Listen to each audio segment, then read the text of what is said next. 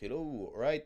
Welcome everyone for another episode of Hitless Podcast. After a week of pause, because it was actually 2 weeks, I think, because technical issues like that.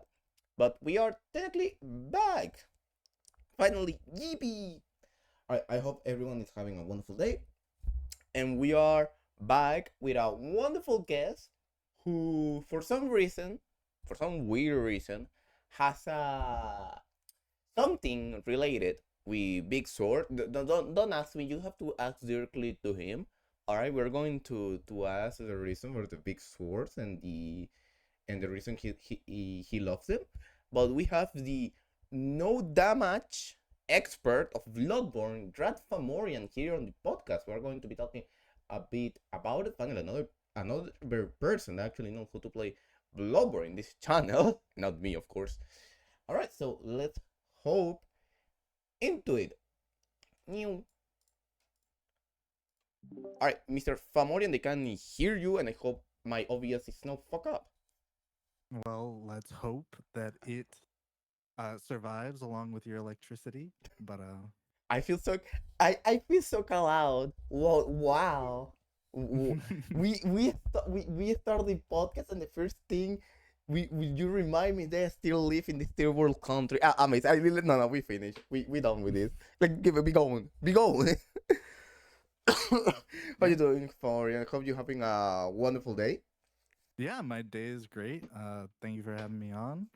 This is a really cool experience, and I'm happy you asked me to, All right, hang out. the first question that we have: Mm-hmm. why no damage? All you run is no damage on Bloodmore.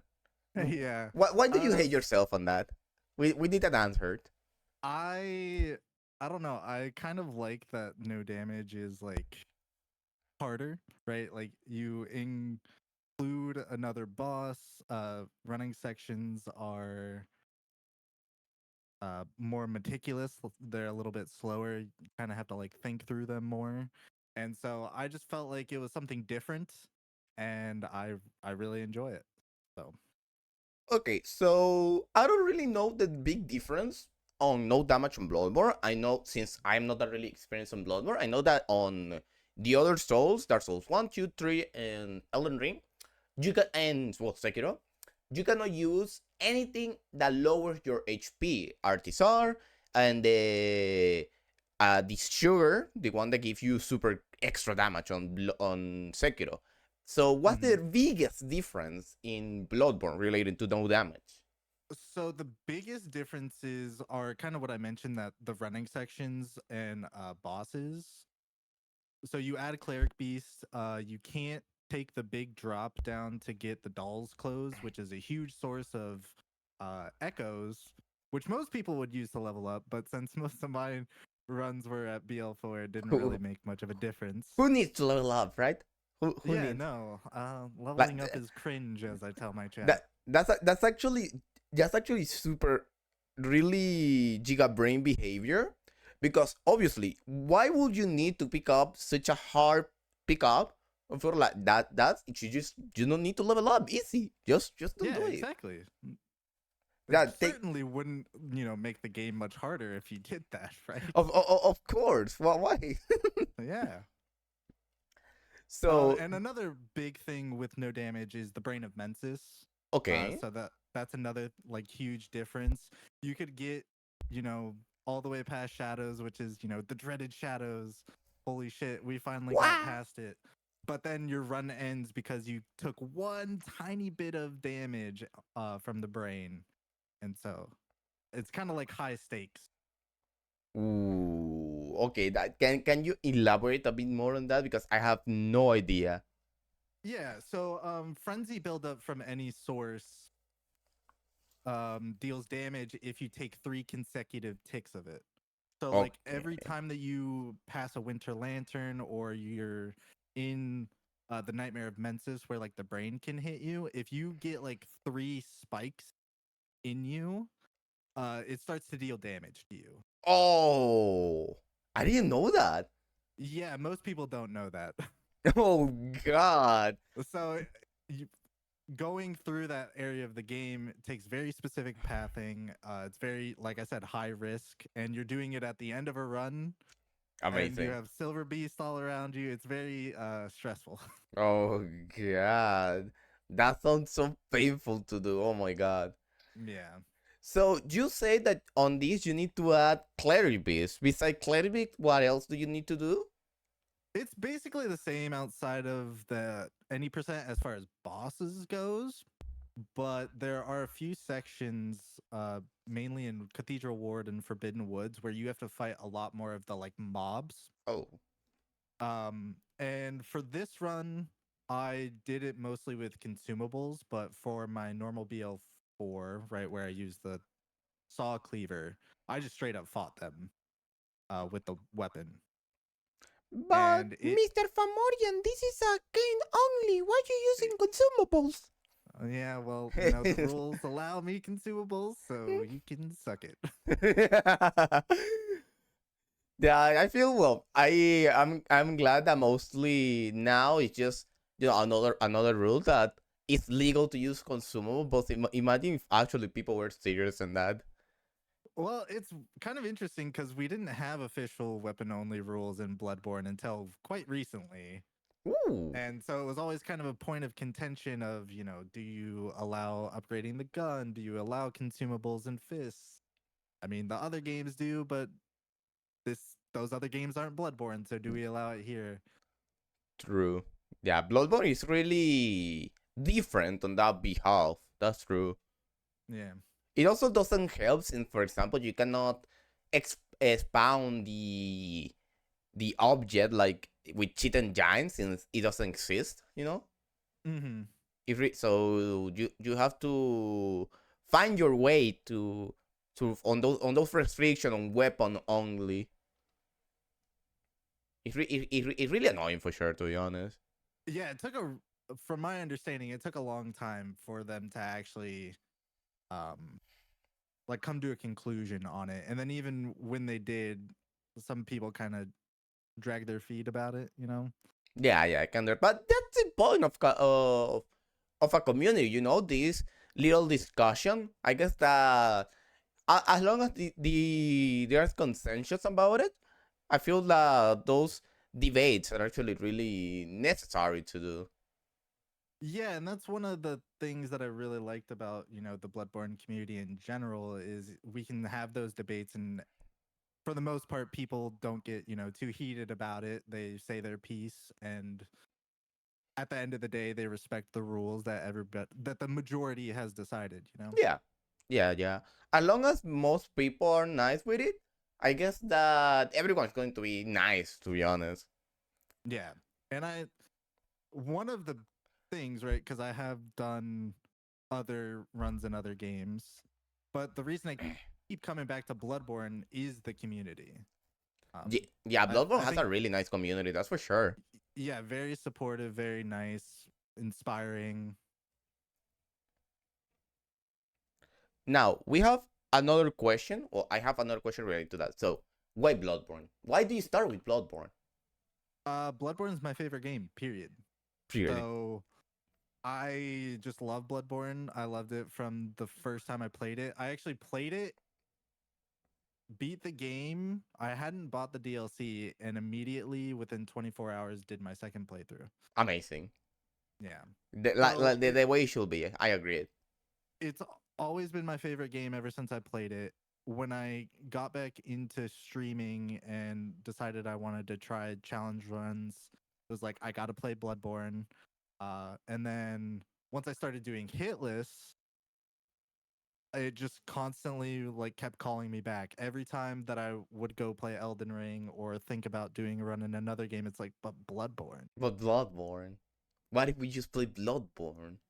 Yeah, and at this point now, I would say I'm pretty good at the game. So it's also kind of a like, well, this is what I know. This is what I'm very comfortable with. It's become my kind of like chill, laid back game in a weird way. Yes. Yeah, at the end, we are always coming back to home in a way. Yeah. Just the place that you're happy. Just in a place weird English people that wants to kill you and nightmares. I don't know. Why do you want London so much, dude? This they're rich, dude. That doesn't sound It's the good. pigs, dude. The pigs. They call me back. Yeah, makes sense. Like, why do you like fisting pigs, dude? That's disgusting. Hey, you don't ask people questions like that. You don't ask why they like fisting.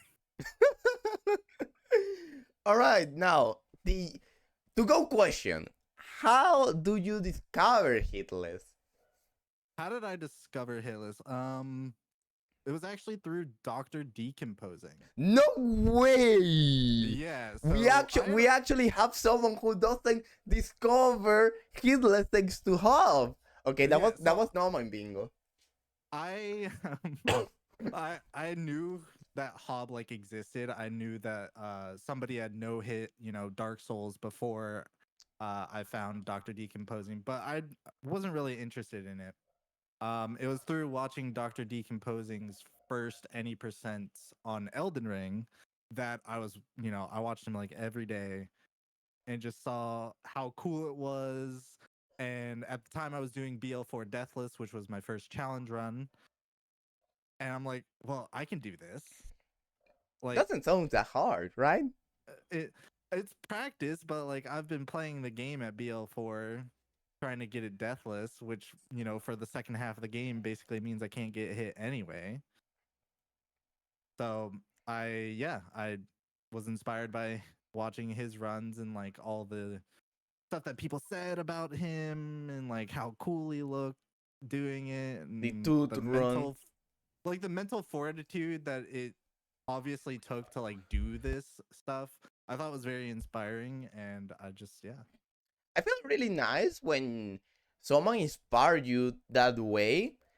Like you watching someone do a run and thinking, wait, I could do it. Yeah, It yeah. feels really nice, because it's something that it's a self at the end. No, I always remember people about this, but it's a self-imposed challenge, and no, and that feeling that wait, I could do this. It feels really nice because at the beginning it seems impossible, Like you'll say, Mhm. "Oh my God, finishing this impossible game from software without getting hit." Then sounds like just crazy talk. Yeah, and that's why I really try to support people who say things like that, right? In my chat or somebody else's chat or in the Discord or anything like that. It's like, "Oh, it's too hard." It's like, "No, it's not. It is difficult, but like you can learn the skills. It's I truly believe that anybody can do this. It is a self-imposed challenge, and it's really more a challenge of willpower than it is like your inherent skill at the game." Yeah, I agreed on that for sure. I think it's just about practice. If you practice enough and you keep doing the runs, at someday you will get a run. I agreed on that. Yeah, 100%. I mean, for my first hitless run, trust me, I practiced. I practiced a lot every day, and people who were there for the first one, they know that. All right, so let's talk about that. Let's talk about the first run, the cherry Okay. popping, the cherry popping. Yeah, yeah, How yeah. was it? How was it? Explain the process. So like I said, I had done BL4 Deathless, and the day that I announced that I was gonna do Hitless was actually the day I got that run. I like announced it at the beginning of Oh, stream, and then got the BL4 Deathless and was like, "Oh, I guess I'm doing this like Hitless tomorrow." amazing. But because I had already had the experience with BL4, I was like, I could do a BL4, right? Like I could do Oh, BL4 Hitless as my first run. oh And no. so I did. Oh no. And it took me like a month after getting Deathless to get Hitless. I spent hours every day practicing. I did hours of runs on stream, but then even outside of stream, it was like, 6 hours of shadows practice or BL4 plus zero shadows. Oh yeah. Literally, Six you hours on pull it out the Amelia. banjo practice. No. Yeah, I mean, that's actually how I first talked to Ghost was I DM'd her asking for tips on fighting shadows because it's BL4, my first hit list. I'm not super consistent at the game or anything yet. The good old shadows, that's for sure. And yeah, it was just, a lot of mental fortitude every day for about a month straight, and I eventually got it. Man, sadly I can relate to that feeling on the first run, dude. It's something that I didn't, what's the word? That I didn't experience because, Mm-hmm. like everyone's know, I started with Hades, and my first run of Hades, my first Hitless run, I got it 3 days after starting running. So Dang. I never got that on that train of the first run taking so much time. It wasn't Yeah. up to like the third or fourth that I wasn't actually hitting a roadblock, because it wasn't uh on my field in a way. But I never on those first run I never feel, and I'm so sad because everyone always say, no, the first one are always the hardest here. And it wasn't until I started running souls that I started to experience that actually. Yeah, it's really interesting because when you said that, it kind of reminded me of how I felt when I got it and when I told people I was doing BL4 hitless. Because when I started doing like my death list, I only had 200 hours in the game, and they were all casual. They weren't challenge runs. Yeah. So I went and told people, "Oh, I'm doing BL4 hitless as my first challenge run," and so many people were like, "What the fuck? Like, how? Are you sure?" So I think that's part of why it took me about a month and why I needed so many hours of practice. Um, is doing a low damage, low level run for your first time is a little much. It could be it could be painful, some people will say. Yeah, yeah, for sure. And there was a lot of pain. I had on stream definitely moments where I just like despaired, thought that I wouldn't do it, never thought I'd get a run past shadows. I actually my entire time running uh for my first run, I only ever had two runs get past shadows, Oof. and one of them being the run itself. God damn. And that's literally just like 30 minutes into the run, 30, 40 minutes. Yeah, yep. Oh, that's horrible, man. It happens for sure. It happens. But goddamn. Now, those walls in Bloodborne, who walls are the worst? Wait, say that again? Like, which bosses, which walls, which run killers are the worst on Bloodborne on your So experience? it depends, obviously. For any percent, for most people it's shadows. Shadows is a boss that, is, Everyone in my agreed. opinion, Everyone yeah, agreed. it's Yeah. highest skill ceiling. Like, you're going to need the most amount of practice in order to get it consistent, if you ever get it consistent. Um, Outside of that, especially for, some of these no damage runs, cleric beasts, depending on what weapon you're using, can be a bit hard. Same goes for Amelia, both for BL4 Hunter Axe and Threaded Cane. Those were two really big walls for me, actually, where I would just constantly 15, 20 minutes into a run, get hit, reset, Oh do that God. again for 3 hours, And repeat. Oh God. Yeah. Now, on this run that we're watching, the Kane. Mm-hmm. So, what's the big difference? With the meta weapon that is the cleaver. So the threaded cane has obviously a different move set. And a big thing that I don't think people realize is that it moves you more when you actually attack. So it Okay. doesn't seem like that big a deal unless you're scripting a boss like Amelia or fighting someone locked on like Mika Losh. I actually had to change how I fought Mika Losh because I couldn't sit there and just spam R1 and keep him in a corner. Oh God. Yeah, because like the third R1 would push me past his hitbox, and Oh then he God. could, instantly tentacle and hit me. It actually happened a few times on runs. That sounds like a beautiful experience. Yeah, it wasn't that much fun. But another thing for BL4, the threaded cane is the weakest weapon. It has Okay. the lowest base damage, and it also scales off of skill, which at BL4 you is your lowest like physical stat, or Oh at least God. damage dealing stat. So the damage itself is really abysmal, Yes. and that's not that big a deal if you're like super consistent or you kind of go out of your way to grab blood gems that kind of make up the difference or upgrades or whatnot. But But for somebody just going from Saw Cleaver to Threaded Cane, they're going to notice a big difference. yeah, and since cleaver is such a strong weapon in general, the difference Yeah. is really notable. Like when I was running casually, I wanted to use a different weapon on each playthrough. On my first playthrough, I used the cleaver, and then on the second one, I used the Lady Maria weapon. It's the Lady Maria The weapon. Rakuyo, yeah. Yeah, I enjoyed it a lot.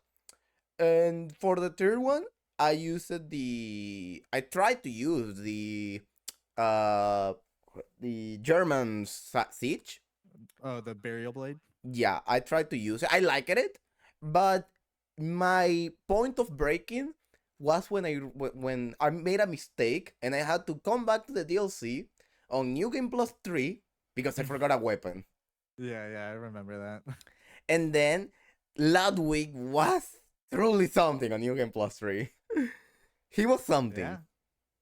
And then DLC bosses are hard all on their own, yeah, let but alone at NG plus 3. but then I pull out the cleaver after hours of first try with the cleaver. Yeah, the cleaver really is such a strong weapon, and it kind of got brought up in the Discord when I was doing BL4 Hunter Axe. Ghost actually recommended if you want to learn Bloodborne, like really learn it in depth, you have to, not have to, but helps to learn or play the game with a different weapon like the Hunter Axe or the Threaded Cane because it forces you to not rely on how OP the cane itself is or Yeah, the cleaver is.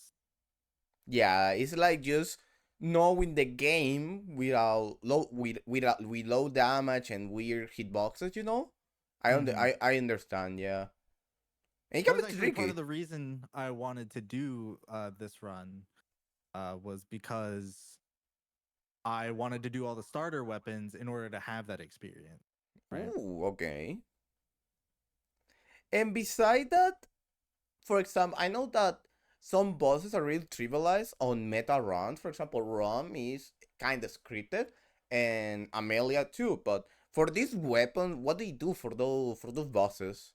So I actually was able to kind of develop scripts for ROM. I don't think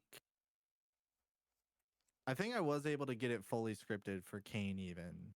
Um Amelia, I had a script, but it was very tight. Like Ooh, you realize once you're not using the cleaver just how like reliant you are on it. And Amelia is a great example of that, I think. Um she's very easily scripted with the cleaver, even if you do BL4 plus 0, you get, 3/4 of her health or more down with a script. And BL4 with a +4 threaded cane, I was barely able to script her because, like, if you're just a tiny bit off on your timing or your positioning, or she decides to do something really weird, it's just, you're your gone. screw. Yeah. Man, that sounds so painful. And it's really hard to really like. I have always think about that. One of the reasons why a lot of people don't want to run Bloodborne is the moment to practice. Like practicing those bosses on low damage on PS4, PS5 is hard. It's Hmm. really hard because it's not like you can. I mean, you cool, but you have to. First of all, have a hack PS4 and all those things, and it's such painful to do that for sure. Yeah, console running on console is definitely harder than on PC because you just don't have all the awesome tools that are available. So like going from Elden Ring to Bloodborne, very different practice like methodologies and like approaches just because I don't have the save wizard. Ah, So yeah. I have to go in and just be okay with, okay, I messed up even the opener and died instantly. I guess I'll reload my save state and try again and do that for like 3 hours. It's truly something. It's truly something. Yeah. I learned that when I was doing shadows on my when I was making the saves. Oh god, I never realized how like I realized why shadows are so hard, you know. But on my Yeah. casual playthrough, I did it on first try, and man, I understand. I guess that it mostly because of the transition, you know, and also something that I realized why so much people gets hit on shadows is that you need to get used to the fact that you either have to run strafe attacks or you need to roll. You cannot do both Yep. because freaking Sony decide to be in the same button of jumping to the running. Yeah, that's probably I started replaying Dark Souls 3 recently, and that's one of the big things is the running and jumping is just not It's an horrible. issue. It's It's not an issue in Dark Souls 3, but Bloodborne.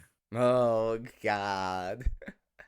Like so many hits or so not even hits. So many just running section that I fuck up on my while making save. It was because instead of a roll, I made a jump because I'm so used to a sprint, and then Mhm. roll. No, you cannot do that to Bloodborne, man. Yeah, no, you have to let off the button, let your character get out the run animation, and then it's safe to roll. Oh Um, god. which is something like I've made guides for people and whatnot, and I always try to point that out because it's not something you recognize when you've only done casual stuff, Yeah. but it's something that's very important for Hitless.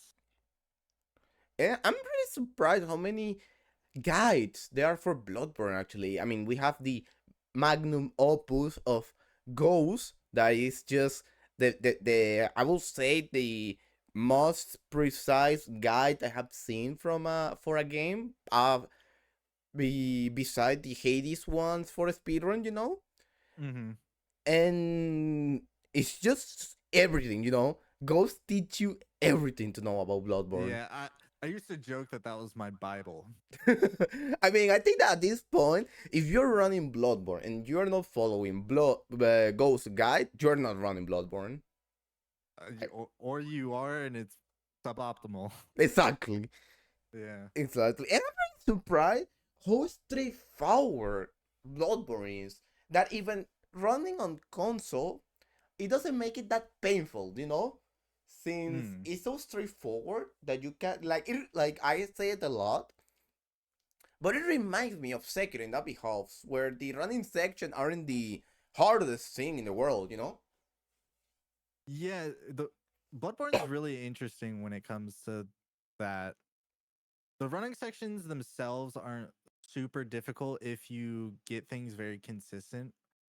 Where it gets a little weird and how it's different from Sekiro, I think, is that there is RNG elements to it, right? Like um enemies and mobs might be in a slightly different configuration, or like one time in a run they aggro to you but 95% of the time they don't. Oh And god, yeah. so that's what makes running Bloodborne difficult, I think, is you know having a strategy and knowledge of like what can happen and what to do when it messes up. And I Mm-hmm. think that's what shocks a lot of people when they try for Bloodborne Hitless is Yeah, they're not prepared for for those those things. situations. Yeah, I will guess that Bloodborne and Dark Souls 3 share that thing.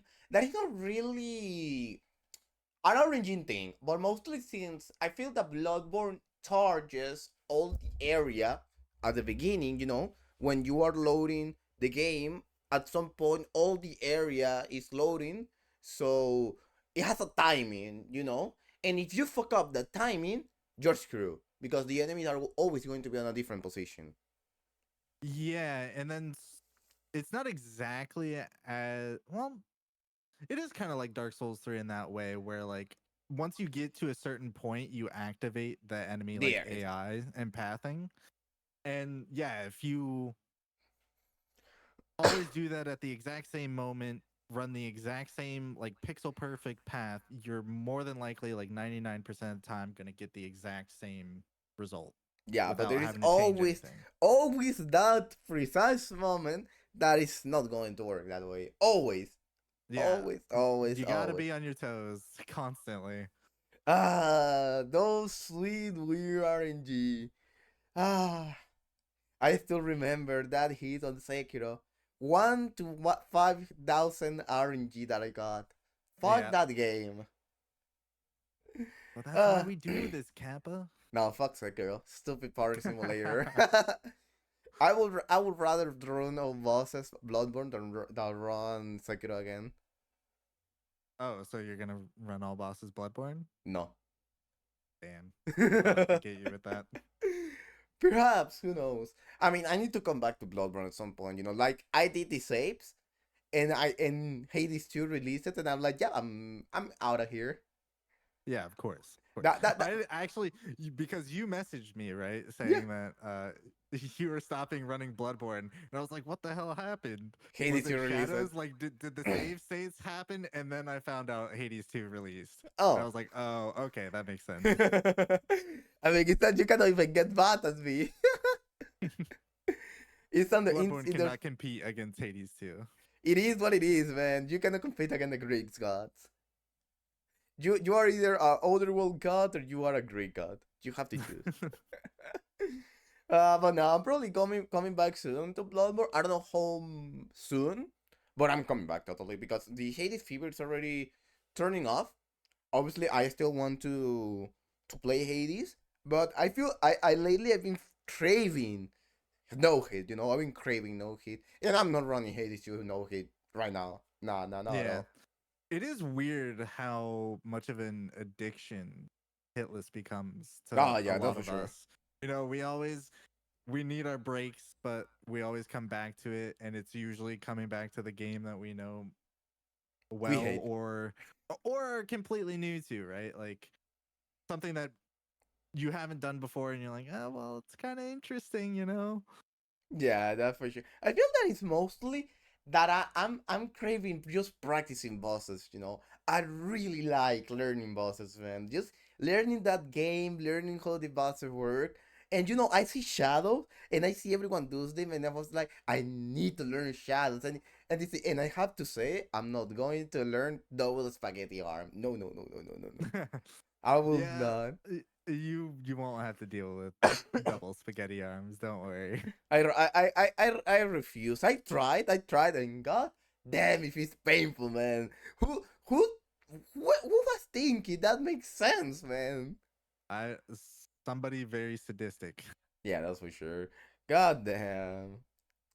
But Now, that's why I love that fight. I mean, yeah, it's Is it's a really because good it's fight. so It's a really good it's fight for sure. yeah, it's amazing.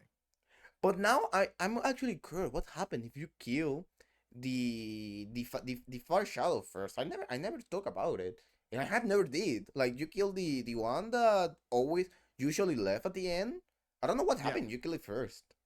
I mean, it's just a normal fight, but with the other ones, fireball still shooting stuff at you, the one dude. Um, you can't loop it as easily, right? So the whole reason that people leave the candle shadow is once you hit him, he will always jump away. Yeah, yeah, yeah. And so with the other ones, they can do other things potentially, right? Like they could try to hit you The or weird things. yeah, like Katana Shadow can do his backslash attack, which Oh the god. Candle Shadow can do, but uh, is less likely to do, especially if you just hit him and you didn't whiff or whatever. Yeah. You usually just have lock on the shadow and just R1, R1, Yeah, when R1. it's not that simple if you have one of the other one alive Yeah. at the end. Yeah, I mean, I really understand why people do that for sure. Like, it makes sense, a lot of sense. Like, you prefer to learn the other two rather than that, learn that one. Mm-hmm. All right, now talking a bit more about you. Now let's review your your Hitless curriculum, your Hitless resume. So, Uh-huh. how many runs till the day we have done? I have 11 hitless runs. All right, can we get which one have been your favorite so far? Um, so far, probably the BL4 no damage, no HUD was Ooh, probably my favorite one. okay, can we elaborate a bit on that? How different is No HUD in this game? So no HUD isn't a super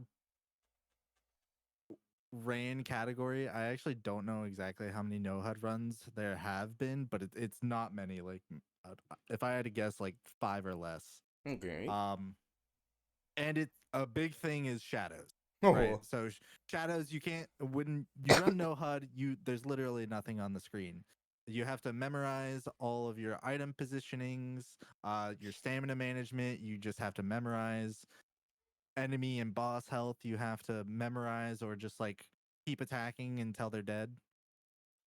And so shadows becomes a very big issue, especially if you do low damage. oh, So right, because of their transition, you can't see their all the HP bars. So you might have a really long phase two, or you might accidentally you know, hit one and get an early transition way before like you you lower were the HP expecting. of another one. So it you kind of have to be good at fighting P2 and be willing to have three shadows alive and Oh being god. able to actually like do it hitless and have it be comfortable enough to do that. So it Like requires confidence, a lot of basically. confidence, I guess. Yeah, which is funny because the no damage, no HUD run was my second run Oh of my god. Bloodborne. This man, Yeah, this man, amazing. He literally just pulled out one of the harder run just to flex. Amazing. yeah, it's kind of what I do. It's kind of my thing to just like come up with the most masochistic run idea I can think of and full send it, like my That current run. that means that we are having the master run soon. I I don't think I'm good enough to do the master run. And I do think there are people who are good enough, but even they think that it's just not worth it. I've been actually really curious. I really like talking about that. All right. So the Mm, master run is something that have been really a lot of people have been running lately, at least on Dark Souls 3, and I think that on Sekiro, mm. that well, mostly Sekiro doesn't really change because it's just more clean, clean, clang. But it's still hard because it becomes a super long fight. I think that the Ishin is just like 40 minutes, and then Yeah, yeah. it's another 40 minutes of freaking Genichiro 3 is horrible. But on Bloodborne, we're talking about a game that infusions and consumables and all that are really crucial for the game. Yeah. So, how hard will be truly a master run on Bloodborne? So even with having really strong consumables, they're strong in NG cycles, like new game cycles. They don't scale well for NG plus cycles, especially if you don't level up, right? So obviously a master run, your BL4, it's at max NG plus when everything has a million HP. Yes. You're essentially not using any consumables outside of buffs, right? And even then, your fights are going to be Long. 30 minutes long, 20 minutes long, depending on what fight it is and whatnot. Um, and part of the struggle with Bloodborne specifically is on NG cycles, you get carried by beast blood pellets, right? Yep. But there aren't really a whole lot of status effects, particularly status effects that are easily accessible on a hitless run. in this game. Unlike DS3, right, where you have access to the bandit's knife and bleed and all these different resins that can kind of help ease the burden of the enemy having a lot of HP and whatnot. With Bloodborne, it just becomes, oh, you're really like consistent and good even without buffs or anything. Like there's nothing, there's no auxiliary effects that you can use to kind of make it. Less I don't want to painful. use the word easier, but like to help you out, right? Yeah. Yeah, And yeah. so I think that's one of the big things with it. I mean, we were talking about it one day, and you don't even have enough numbing mist probably to kill Amelia Oh god. unless you're hyper aggressive. So you would have to have a 20-minute long Amelia fight where you're just constantly like bullying her or attempting to, you Oh, know. sounds horrible.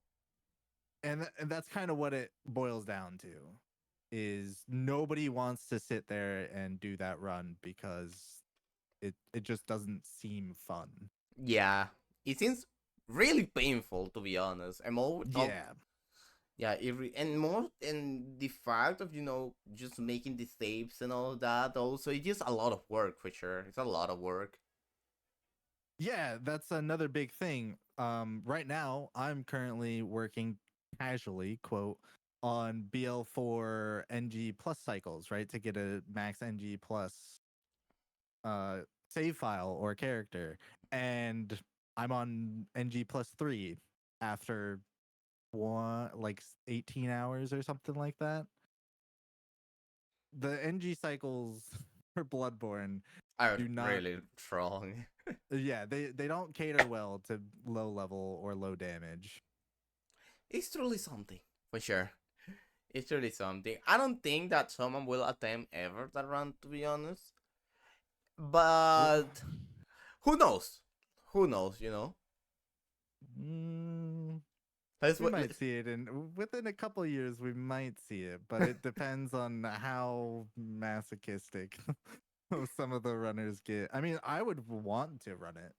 I just don't think I'm consistent enough yet Yeah, I to can actually agree. give it a good try, you Yeah, I know? can agree. You're really bad on Bloodborne, to be honest. Oh, yeah, yeah. I'm so terrible. So terrible.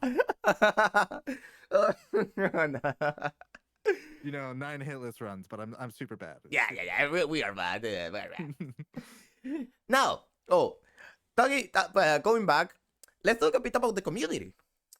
We Mm, say that you really like the Bloodborne community. yeah. So, let's talk a bit about it. Let's talk a bit about the runners that we have on Bloodborne. So, obviously, we have you that at least I think you are the only one that run no damage, to be honest.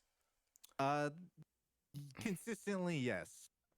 I have the most no damage runs. Nobody else is super interested in it. Now, who else we have on the community? Obviously, we have Ghost, who is the Queen of Yarnam, to be honest, the true Queen of Yarnam. More like the goddess, the all reigning monarch. Who else we But have like I mean, everyone is worth to mention that who stand out in this Bloodborne community. so obviously you have Soul Slayer, who is kind of, in terms of hitless, has new kid on the block, or at least was several months ago, but was way big in the challenge running community, right? Like challenge kill community, I should say. Who has made a massive name with all the wicked runs, consumable only, torch only. So I definitely think Soul Slayer is, you know, a Worth to big part of mention. the community at this point. You have Kal-El, who also is one of the few people who's done no damage, no HUD. Ooh, okay. You have Stefan, who's just an incredible runner. You know, did BL4, no buffs, no upgrades, Yeah, I which is think an insane I run. think that Stefan is right now after Ghost the person with the most Bloodborne no hit runs. I think. I think that's true, especially since I know for a fact that some of his runs are not on the website anymore. Ooh, okay. So he actually has more than what is there. It's just Um, crazy when someone is really focused on one game and how how many runs you can get in that game. It's crazy. yeah, once you get really consistent, I feel like you can kind of just Just pop out hitless runs just in a farm weird them. way. Yeah, and that's why the whole farmer role exists within the community, right? Is because there are just people who run the game all the time, get really consistent at it, and then end up with a million runs because they put in the work. Yeah, they indeed. Who else do we have in the community that's worth to mention? So you have Zero the Finn, Ooh, Sierra. who, yeah, he's.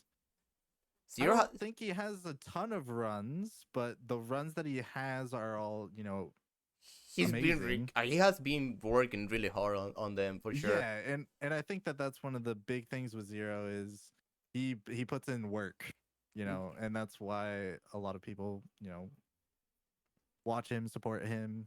Um, and he's super nice, kind to everybody, tries to teach everybody as much as possible, which is something I really admire about him. As it's not, he's like the anti gatekeeper of Bloodborne. Oh yeah. I feel that I Uh, at least talk about a bit about community. I feel that at least on Hitless we don't really have that feeling of gatekeep, since everyone like to share these strats and all that, and we are like, oh wait, I found this amazing strat for this boss, and we literally just go crazy to share with everyone. yeah, and I think that's a part of the community that we've built around it, right? I know for sure that it was not always like that. But through moderation and just, the people that we, you know, the company we keep sort of thing. Uh Everybody's super nice, super helpful. They want to see others succeed, and that's why I love the Bloodborne community. I probably wouldn't play as much Bloodborne if I hadn't shown up and been like, "Hey, I need help." And then had an influx of people being like, "Hey, here's how you do this. This is what you need to do. Like, you're going to kill this run." Yeah, I agreed on that. I feel that everyone there is always a bunch of people for each game because it's really nice because sometimes on at least on Team Heroes on Heroes in general, each game has a different community. Like Yeah. the people that you find on Bloodborne is usually not the same that you find, for example, in Dark Souls 3 or in Celeste, in Cuphead, in Crash Bandicoot, in the Souls games, in Sekiro. It's really nice to see all these different people and always just share it for you. Like, and the moment that, for example, oh, you usually use Bloodborne. Oh, I would like to run another game. They're just lurking on the shadows, like waiting, like if you summon them. So you want help, it seems. Yeah, yeah. I actually feel like I'm one of those people that's just like constantly looking at BB discussion to see if anybody like has Hmm. a question or something like that. I feel that right now, Ghost really wanted me to run Bloodborne or to play Bloodborne in general because my history with Bloodborne is really fun. So I knew about Bloodborne, but I didn't have a PS4 since they were things. So the first time I played Bloodborne was on a friend's house. He has a PS4, and I reached Gascoigne, and I killed him. I think I didn't play anymore from there because I never returned to. Well, I did, but he PS4 fucked up, and I couldn't continue playing. So my objective was always buying a PS4, like for the Bloodborne machine, the joke, and play Bloodborne. The moment I bought, I never touched it. Never. I play Red Dead Redemption 2, I play Persona 5, I play Infamous, Yakuza 0, I but can't believe what I am hearing. I didn't How touch dare you Bloodborne in because. my presence? But okay, I have an excuse for this. I have an excuse. Okay, okay, let's hear it. So, here's the thing. I bought the PS4 and I bought a bunch of games, okay? I bought a bunch of games. 1 year after, I built my PC. Okay, I never touched the PS4 again.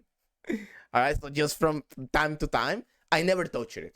All right, so I got into streaming, and I was like, wait, I could play Bloodborne on stream, but I didn't have a capture card. You know, Ah, yeah.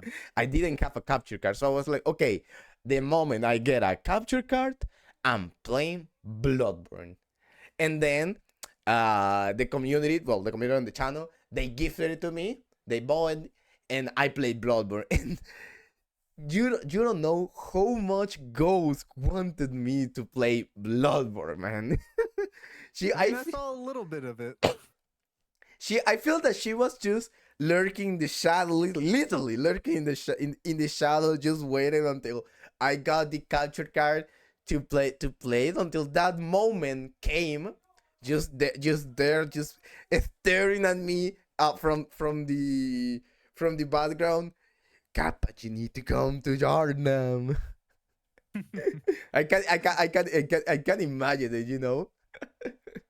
And then I don't know. Lately, I feel since I didn't drop the run, you know, I haven't even started. But since I changed it for Hades 2, I feel like each time I feel Ghost is probably just there, just lurking, Oh waiting yeah, again. Ghost definitely is the type of person 100% to just see that you're not playing Bloodborne and is like, man, fuck Kappa. 100% is that type of person. Oh my god, I can't even. I can't imagine Ghost saying that, but I cannot actually imagine actually she saying that. You know, I don't know. Yeah. Like It's the attitude, but honestly, Ghost it's the most chill doesn't care. person. Yeah, Ghost does not care. Like not at all, not at all. But like it's just that she really wants everyone to run Bloodborne. Like if you're able to run it, she wanted to run it. You know. Yeah, well, that's one of the things, or one of the reasons that I think Bloodborne has such a good community is because, Ghost is an admin for Team Hitless, and Ghost truly does have a love for Bloodborne, Yeah. including the community. And I think that she, obviously, I don't want to like speak for her or anything, but I do think that she likes to see people love the game, and she wants to help people love the game. Yeah, I agree. Um, I'm really happy. I'm really happy that I enjoyed Bloodborne casually, right? I didn't know a lot mm, about Bloodborne besides, I knew, but it was like I was always 100% sure what I was doing, you know. I knew what ghosts were doing, what you were doing on your own. Like, okay, I know how to reach a coin, I knew how to reach this boss, but there's a point that, okay, what the fuck am I supposed to do here, right? What the hell am I supposed to do? Where I'm supposed to go? So I didn't know. But then since Bloodborne is a game that you don't really lose yourself in a way, right? Besides, I'm really thankful people told me about you need to come back to you should go back to this area, right? So I can do this, I can do that. You know, it's really nice that people guide me in that. I feel that Souls games are really enjoyable. Meanwhile, you have someone who is expert in the game guiding you. You know? yeah, 100%. I ran basically, or played basically, all of the FromSoft games with some sort of help, whether that be chat help or like looking up stuff on the wiki to be like, I don't understand what the hell's going on. I'm lost. What is this? Also, hi Soul. But yeah, I agree that I'm really happy that I enjoy it. I mean Dark Souls, Bloodborne. I'm really happy on casually playthrough, and I really like to joke about that. I'm like, I understand now why you all love this game so much. You know, Yeah, I well, understand, it's a and great game. and Who I could feel, ever hate Bloodborne? and I feel that's the reason why actually the opposite thing happened to me with Sekiro. You know, because I to this day I think that Sekiro has the worst early game ever for a From Software game. I feel. I I do think it is very brutal because I've only ever quit. Well, that's I've quit 3 different FromSoft games at various points in my life. One of which was Sekiro, and it was because I just got to Ogre. I think I even beat Ogre and was just like, this game is so hard. I don't. I'm not enjoying it.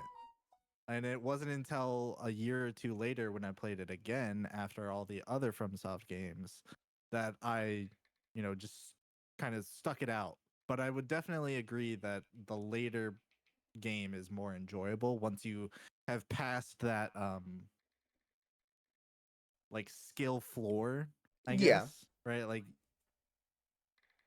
yeah. I see it that way. Like the moment that you pick up the gameplay of Sekiro is more enjoyable, but it takes mhm. time. It Yeah, takes 100%. it takes too much time. It's not like in Bloodborne. Bloodborne is really different from other Souls because you have the visceral, the kind of backstab that is not really a backstab. And the trick weapons like the how they work and all of that. They are different, right? And I feel it's easier to pick up rather than Sekiro for sure. And I feel that's the reason what I what what I like it, because it was Hmm. easier to pick up, and that's the Yeah, that's reason one why of the I'm things enjoying that the no hit run for sure. that's why I like Bloodborne too, is you could just pick it up. You learn the mechanics over time, but there's no real bar to entry, right? Yeah, Which is another thing that some people have a problem with Dark Souls 3. They hate Gundyr as a tutorial boss because if you're new to these games, he's just very hard to get past. And it's yeah. not fun to just be in the same area getting your ass handed to you by the same tutorial boss over and over again. Ironically, I think that as tutorial boss, I kind of agree that counter is really hard, but I feel that at least if it wasn't for the parry that we have on Bloodborne, Gascoigne would be harder. I think that Gascoigne is a very hard tutorial boss, but he's, how do I put this? He's easier to learn than Gundyr, I feel. Yes, yes, I Which is agreed on what that. makes it less frustrating to fight against him for some people. Yeah, Yeah, like kind of like what Soul said. If you struggle with Gascoigne, you still have options. yeah, I agreed on that. I actually, and I also feel that I feel just mostly I don't really like the parry mechanic on Bloodborne. Like Oh, it's my favorite part of like the game, you don't or really have part of it. you don't really have two-handed weapons on Bloodborne, right? You don't really have it since you have the trick weapon system and you have the gun and you have the parry and all of that. And but I feel it's more intuitive than in Sekiro because obviously you can play Sekiro parryless. We know the flex, but it's not the same as Bloodborne. In Bloodborne, it's there. The parry system is there. It doesn't tell you that you need to use it, but you want to use it. And it's Yeah, intuitive. It's really intuitive to use it. it's Even funny because I think my first 2-ish, like 2 or 3 playthroughs of the game, I basically didn't parry. But once I learned how to parry everything, I use it constantly me too. because it's so much fun. It's just so satisfying to recognize an enemy's attack, hit that parry, and then get a visceral. It's just like, I don't know. It's so, the only word I can think is satisfying because It's it leaves nice. me dumbfounded, like how I feel when it happens. And the thing here is that on Sekiro, like I just like to compare Sekiro and Bloodborne since we have the parry system. Like you parry more than in Bloodborne, like in other Souls game. Yeah, yeah, And on Sekiro is a game that even when you're playing perfectly, it punishes you, right? yep, Even when you play perfectly, it punishes you. Bloodborne, it gives you what's the word, like it rewards you for playing aggressively, for the rechain HP thing. Like, I don't know what's the word for it. It's the rally The system. rally system, but also the the iframe from the Visceral is really nice. You know, it rewards you a lot. Like getting a Visceral from a parry, it rewards you a lot on here. Not like in like you didn't get a parry here. Okay, don't problem. You're not going to get punished, right? You can just dodge. But Yeah, on second, that's it's not the actually same. why I learned how to parry in Bloodborne, because I didn't really ever learn parrying in any of the other FromSoft games. Because to me the risk was just not worth the reward. But Yeah, in exactly. Bloodborne, because it's a ranged system, you can do it. You can just throw out a gunshot, and if it misses and you're far enough away, then no You can problem. dodge. It's Yeah. fine. But if you actually hit the pottery, it rewards you. It rewards you a Yep. lot.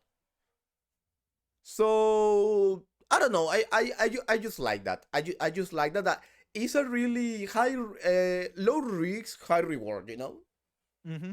I really like that on Bloodborne. To be honest, Which is very interesting to me because Bloodborne is one of the games that's seen as very aggressive, right? Like highly aggressive. But one of its most useful mechanics is one that's low risk. yeah, that's actually true. Now that you mentioned it, that's actually really true. And I don't know. I prefer the pottery system from Bloodborne rather than the Sekiro one. I like it more, to be honest. I prefer it over all of them, Oh yeah, for not just sure. Sekiro. Oh Like yeah, that I have learned how to parry in Dark Souls 3 and Elden Ring, and could probably and Dark Souls 1, I guess, with Gwyn. None of them feel as satisfying to me as the Bloodborne parry system. I will say this because of the visceral sound. To be honest, I will say because of that. Yeah, they whoever did the sound design for Bloodborne just, hit the nail on the head. It's so good everywhere, but they really make getting a visceral hit, Really you know. satisfying in general. Just the word is it's nice. That's the word. Yeah, yeah. Nice.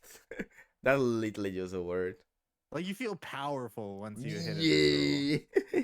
Exactly. No, I couldn't put it in other words, to be honest. You feel true so powerful. Oh god. Now, well, let's move on to another topic. Let's start with the hot takes. All right? Let's Oh start with the god. hot takes. Okay. Now, I know you're very fired for Bloodborne. Yeah. If you could change a rule right now on Bloodborne or in Team Hitless, which rule would you change? Hmm. That's an interesting question because I actually agree with most of the rules, Okay. especially for Bloodborne. Okay. Even okay. Let's add something more to it. If you could add a rule, if you could add a rule, also, which one would you add? Also, either change, remove, or add. So, okay. This is not exactly an answer to the question, but I do think it's kind of a hot take that I don't think will ever happen. Okay. Uh if you are going by some of the discussion that we had when we changed Ebritis's P2 aura, right? A lot of people wanted it to count as a hit, and it no longer does after, we had a lengthy discussion about it.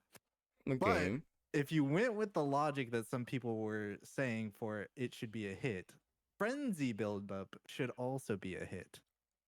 And that's Oh. never going to happen because nobody wants to do the no damage strat for getting through the Nightmare of Mensis. Actual And true. Actual true. I think with, our current rules, it lines up.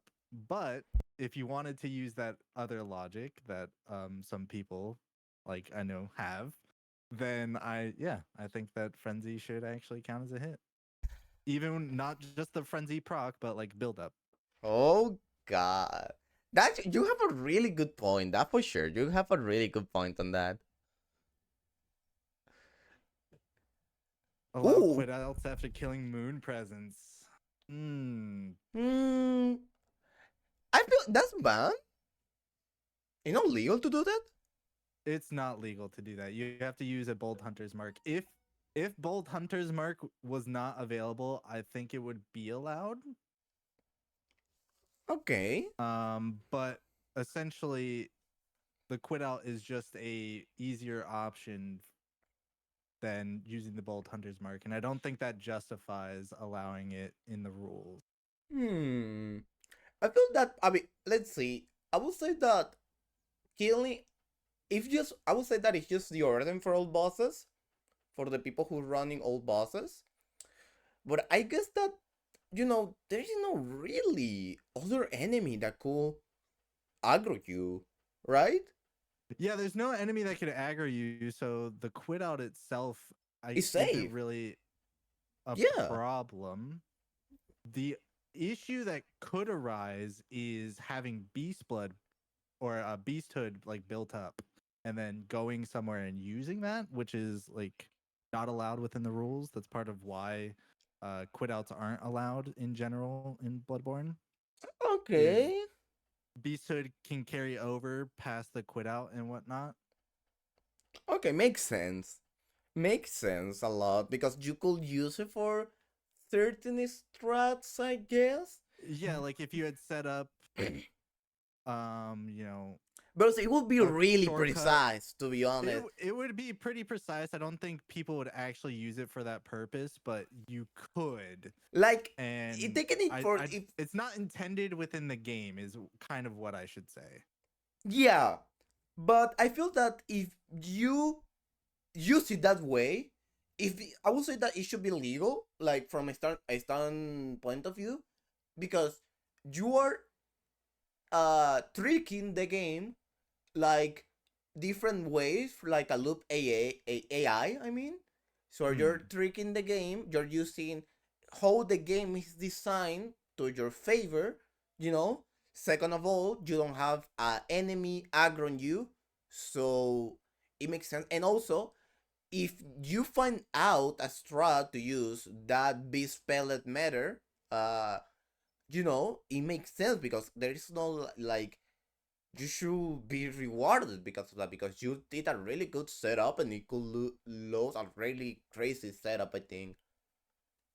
But it's like really precise though. Like I don't think someone will do it. Mostly just like I'm guessing that quitting out is easier unless precise than you see the mark, I guess.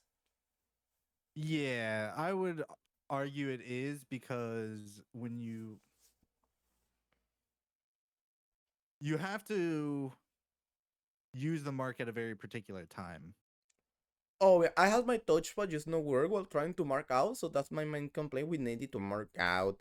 Yeah, that's also a point. Oh, that's also a point because there is people that like to use the mark on the quick slot, right? Like ghosts, Hmm. like souls. I don't know if you also do it. I use it in the quick pouch, yeah. Yeah, I guess that's one of the reason. Maybe one of the reasons. Yeah, makes sense. And also, like Soul said, the Hunter's Ring That's reset interesting. everything anyway. Like it's actually really interesting. Yeah, and also you cannot do Beast Blood trick in dreams. Yeah, he has a point. Like, it's interesting. I don't know if you're going like we have talked a lot of these things in the podcast and we don't really reach a point, but it's actually really interesting. Like because it will change like imagine you're doing all bosses plus DLC, right? Hmm.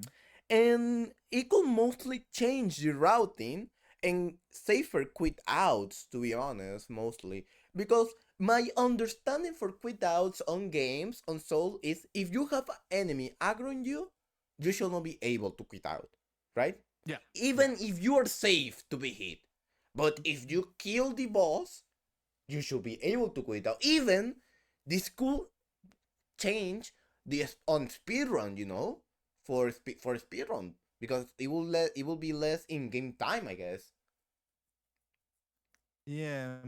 I am That's an interesting point, the speed run like consideration. I don't know which is faster or has like less IGT, if that even matters, right? Like because everybody would just adopt the strat of like, okay, I guess we all quit out now. Um, Yeah.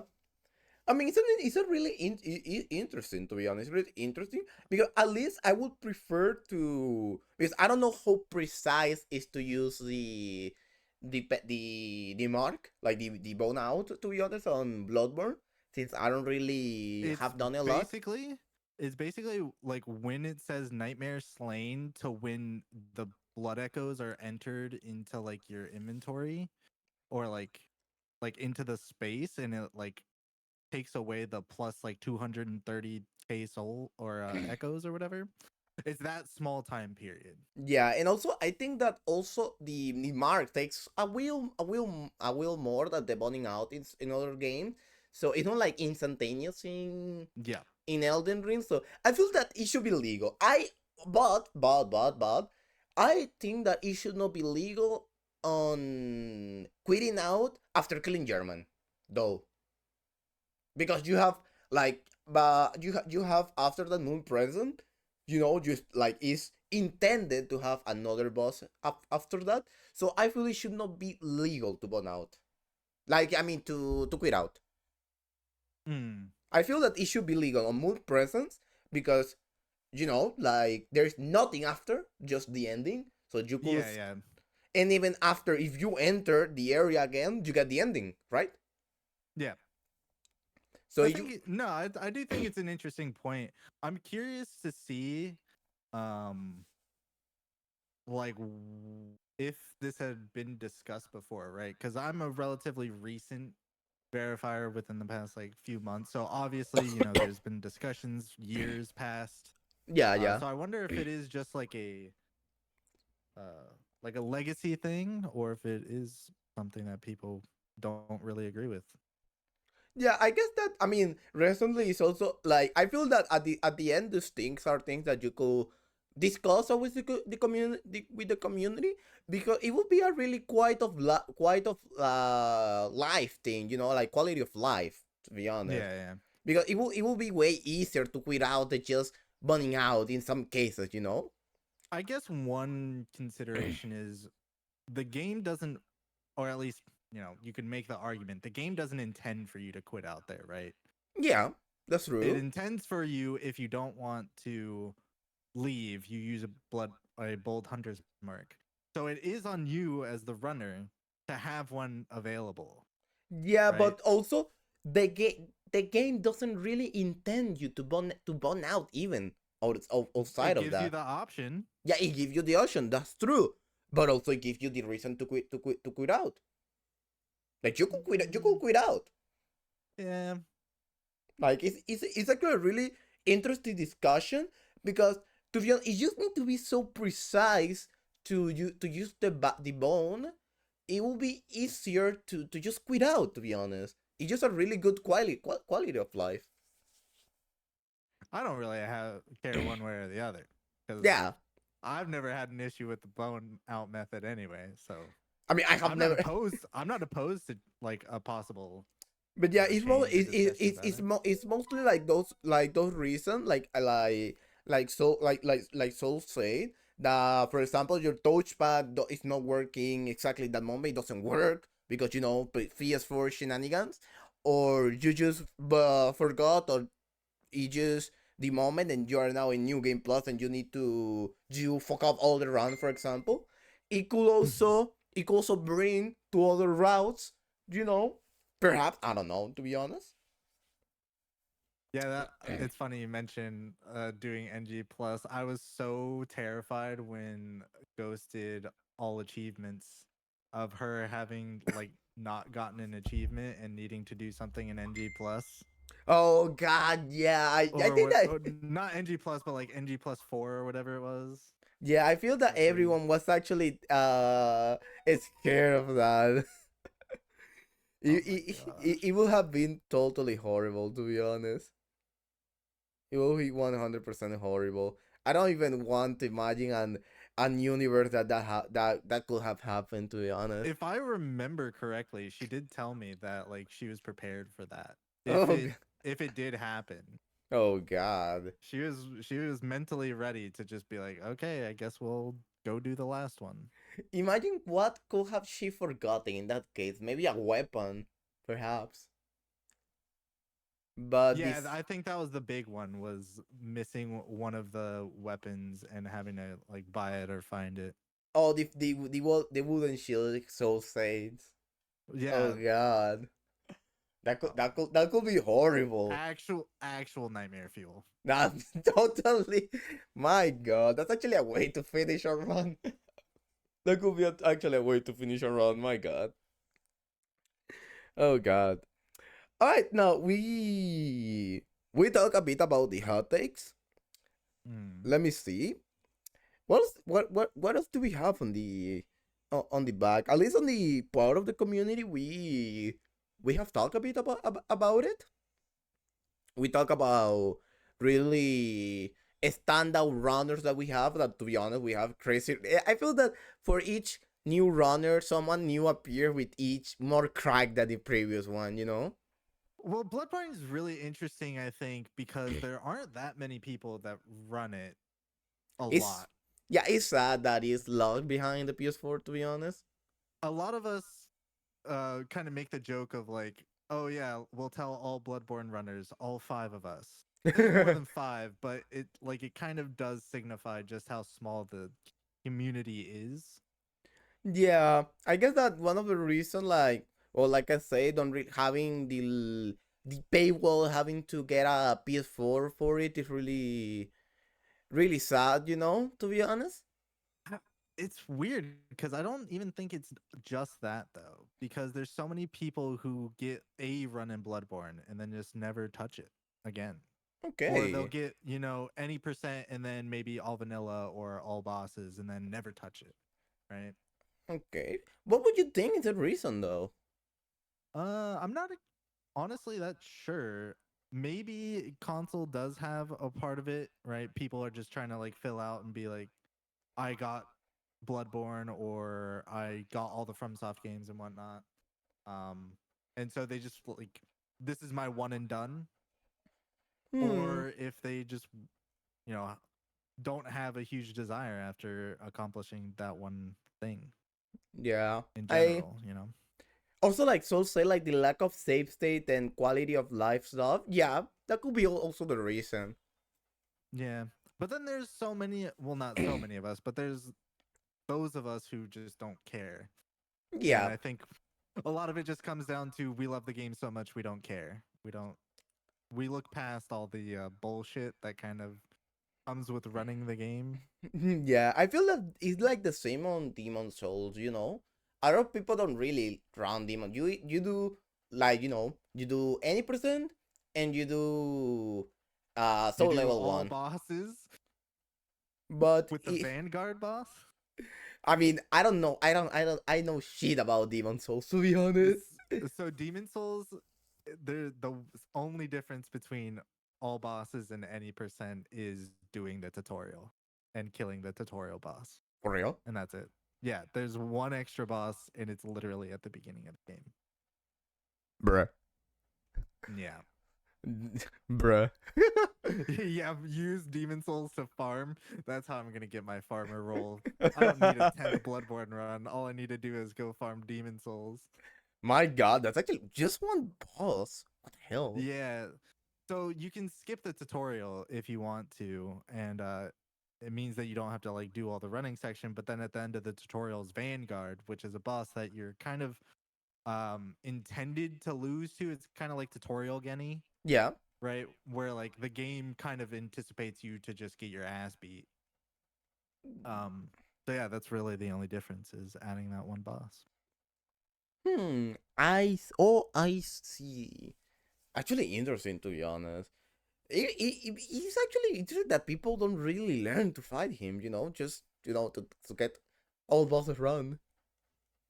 I I think don't know. most people that run Demon Souls do get all bosses just because of it's that difference. And kind of like Soul said, the only reason not to is if you are bored of it, right? Like you don't want to do the tutorial and all the running sections again, Yeah. or if you have a weapon only that you just kind of like you can't get the weapon in the tutorial, so why would you do it? Yeah, makes sense. Makes sense. Yeah, but I guess it makes sense. But also, it doesn't help that Demon Souls you either run on emulator or run on PS5. Mm. Also don't help on that. I guess that is really like the Demon Souls and Bloodborne are compared on that behalf. I That on also think that people don't like Demon Souls as much because it essentially boils down to hard running sections and not super fun boss fights. For, yeah. when you do meta or like strats that are kind of like normalized at this point, Hmm. I just don't think people enjoy it for a lot of people at least. Yeah, makes sense. I understand, to be honest. I truly I guess I understand. It's just curious, to be honest. I don't know if I will try more runs on Bloodborne, to be honest, but I like to do at least 2 runs for per game. To Mm. so maybe and I feel that since Bloodborne is so straightforward, I could learn all bosses or all bosses vanilla, to be honest. But it's a fun game. It's just that maybe I will be running more Bloodborne, but also it's just that I just hope we have Bloodborne for PC. I just strongly You hope. and everybody else, me Mostly because included. let's hope for that. I feel that if we get Bloodborne for PC, I will 100% run it. Yeah, I'll see you in 50 years when the copium runs out. Copium, totally copium. All right, now we talk about a lot about that. Now let's talk about a bit about pain. Painful hits you have got Oh god. In Bloodborne or in general? in general. In general. In general, some of my most painful hits that I've received are particularly late game ones. So, for example, Elden Ring. I have a Great Axe weapon only run that I have had 7 one-hit runs to for a loop. Oh. Um and everyone got more painful than the last. So that's definitely up there. Actually, there are 2 end game Bloodborne ones that I've had. One of which was before I did BL4 no damage no HUD. I originally ran it the first time as leveled no damage no HUD. Like I hadn't put the BL4 restriction on it, and I almost got that run first try. Ooh. What hit me was a pig before Wet Nurse that I tried to No. backstab, and I didn't get the visceral. So I tried to run away. It chased me and hit me, and that Oh. I had a one-hit PB my first run for that, and then I couldn't get a successful run in it for like 2 weeks, and that's when I decided if I'm going to grind this run, I'm at least going to do it BL4 and do something like new and different and Oh my whatnot. god. Dude. Another one was also for BL4 no damage, no HUD, and it was my first run that got on no pace or Okay. on pace. Ugh. Oh. So I had an on pace at Wet Nurse. I got like halfway through the fight and I was kind of pinned up against a wall and I got instant lawnmowered. No. And that one hurt really bad. Oh my god. Oh, Because it it was hurt. like it's right there. Like I've been at this for like a month because BL4 no damage no HUD was the first run where I truly felt like I was gonna break. Where Oh like yeah. I couldn't deal with it. I without a I mean I dedicated if you go to like the run, I dedicated it to Gloom and Ghost because without them I literally would have just fucking quit that run. And I got it like a week later. So even though it was a super painful hit, I didn't let it get me down.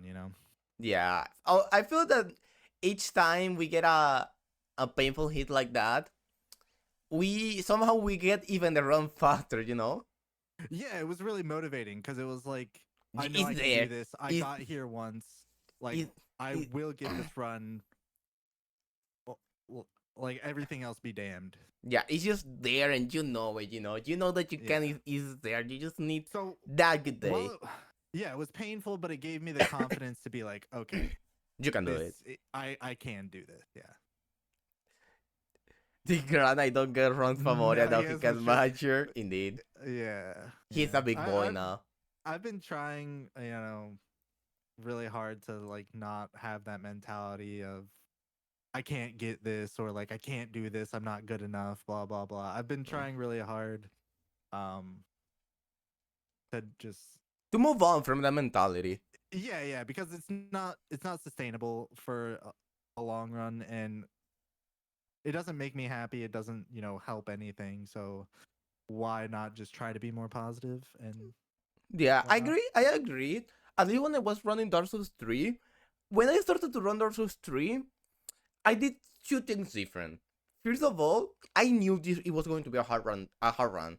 I think that Dark Souls 3 is the hardest run on when talking from raw skill. From all the Souls game, don't take in account. Even taking in account Sekiro, to be honest, I feel that is the hardest one taking in account on raw skill that you can really cheese bosses. You just need to learn them and fight them straight, to be honest. Mm. And obviously I'm talking from the meta build, because if we talk about being more simple, we have a scripted Elden Ring, that is more, you could say that is the easier, but when we talk about hardest like Elden Ring without buff or anything, learning bosses on Elden Ring is truly something. Yeah, yeah. Truly As something. somebody who has done that, yeah. But yeah, I feel that when I started to run Dark Souls 3, I knew that it was going to be a hard run. And I practice bosses a lot. I practice bosses a lot. And I was finishing runs a lot. You know? I was finishing runnings a lot. That, okay, I got, because I had this point of reset, right? My point of reset was usually Watchers. If I reach Watchers, I finish a run, right? Mm. Like I always finish a run. I was like I was getting consistently up to Princess with two hits, right? With two hits. And sometimes it was even past Watchers only with two hits and I was fucking up Cinder and I was like, I'm getting almost all mid game beside Princess and Cinder clean. I just need to practice this too. And I was always practicing. And I feel that even the first time I got past Dancer, I got a run. And I feel that it's just the amount of practice that I did. And I knew that if I got hit past Dancer, it was going to be alright because, getting hit on Dancer is actually common. Getting hit on DSA is common. Getting hit on Princess is common. And getting Prison Cinder is common. These really four run killer back to back to back to back. Yeah. So there's no reason to be sad about it because, if you reach there, you can reach again and get the run. Yeah, I actually have really tried to adopt that mentality too, especially with this like last two runs that I've been working on. Because they're so long and difficult, it's just like you can't let yourself reset. You got to acknowledge that like parts of this is hard. You have to take the W's where you see them Yeah. and just run the game, get the practice, try to build consistency where you can, and then practice the stuff that you're not consistent at yet. Yeah, I agree. It's a really hard mentality to get, but it helps a lot. Like I guess my next question was going to be, well, what do you do to deal with frustration? But I guess it's just he answered with that just keep practicing. Just keep practicing and try to see the error that you made. Yeah, I do a lot of stuff to like help with the frustrations. A lot of it has actually ironically been now not playing the game. um just to like allow myself to have the time to decompress and not constantly be like stressed out of, you know, oh my god, you can't do this. You don't know what you're doing. You're not good enough to do this. Blah blah blah. You know, all the stuff that the demons in the back of your head tell you. Yeah. Um, so I just kind of like, well, I can't have that if I'm not playing the game. So, um, because I have really low PBs for the runs I'm doing, I just like Take it easy, need, basically. yeah, I need to take that time away, and I do a lot of other stuff. Um, Yeah, I see that a really good way to, well, to decompress or to just let the, well, the frustration go away. Like if you don't play the game, you're not going to get angry on the game or yourself, you know? yeah, exactly. I guess that everyone have their ways to deal with the frustration. To be honest, it's really interesting. You know, sometimes sometimes we need to imagine Sisyphus happy. You know, sometimes we Yeah, yeah. I feel And that I am very much Sisyphus playing Bloodborne. oh god, I feel that the most the quote that represent all Hitless. You know, represent all Yeah. Hitler. You have to imagine the freaking Sisyphus happy, just pushing the boulder. Well, yeah, I especially feel that that applies to me because the runs that I choose are very like I recognize that they're hard. You know, Yeah, there are always some sort of like mega restriction that, you know, it's not the meta weapon. You know, it adds a layer of difficulty and whatnot.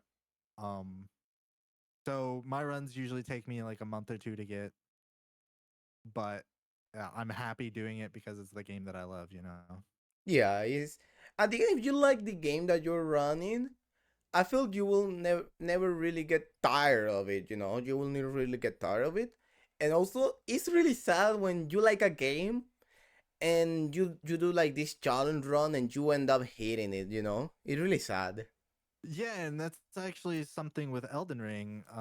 I played a lot of Elden Ring. I really enjoyed running it, and then once I had all those one-hit runs to Horaloo, I stopped enjoying it, so I took a break. Ah, Um, and it was just like I knew that that was something I needed to do for my mental health. I knew that it was something I needed to do for my love of the game, and I did a run recently, and I felt great. yeah, So I feel that's one of the best things. Like just taking a break, just taking a break from healers in general, helps a lot for the mental. It happened to me when I was running Hades. I always like to talk about it, but till this date, I'm the only person from the healers community who has experienced a stagger hit on the final boss. yeah, yeah, I remember you telling me about that. It's horrible. It's horrible. I want to cry each time. And the funny thing after that, I don't even I didn't even touch the game like you did. And the day that I did it, I just got the run first try. It's I don't it's so funny when that happens, you know. Yeah, it's kind of funny too because I have been doing that the past few days. You know, I have a one hit PB in one of my runs and was just like I'm getting very tilted with Bloodborne and frustrated because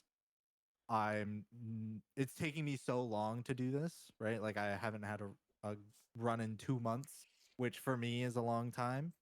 And so, you know, I had frustrations and stuff like that. And I decided, oh, I'm just going to take, you know, a little break, just a few days, right? And play Dark Souls 3 casually. And I expect going back to it tomorrow that I will, you know, probably have a pretty decent run because I allowed myself to have that mental break, You you hear know? that? You hear right now, guys. Gran is getting the run tomorrow. I What? don't know about that, but I would probably put money that it would be like a decent run out. Yeah, like you know, if he gets the run tomorrow, it's all thanks to me. It's It's all thanks to Kappa. Yep. I'm just saying the people who usually come to the podcast the day after or some day after they get the run. They get the run they're working on. Just saying that.